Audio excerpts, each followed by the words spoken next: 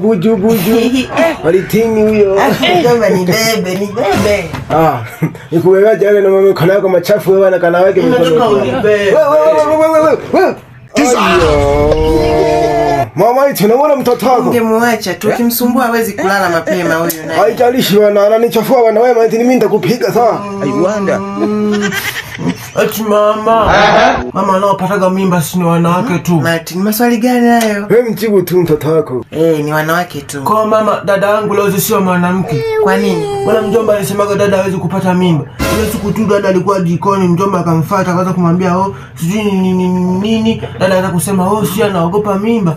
Mjomba akamwambia hawezi kupata mimba. Kwa hiyo dada hawezi kupata mimba, dada sio mwanamke. Wewe Martini bwana wewe ni mtundu wewe. Wapi acha kujikatalisha huko, nadhani mimi siwasikiagi shiuma jikoni. Nafuatiliaga tu. Tena ukaja ukanifuata na mimi ukaanza kuniambia Nikutaka kutupisha mimi na mjomba wako. haya tu.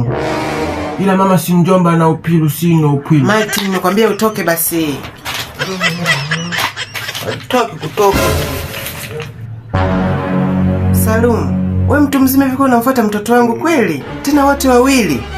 Wewe siri kubwa kabisa, wewe kwako hivyo kama njiti ya kiberiti. Tata yangu. Hello, kituo cha polisi. Kwisha wewe. Kwisha mimi. Kwisha kabisa.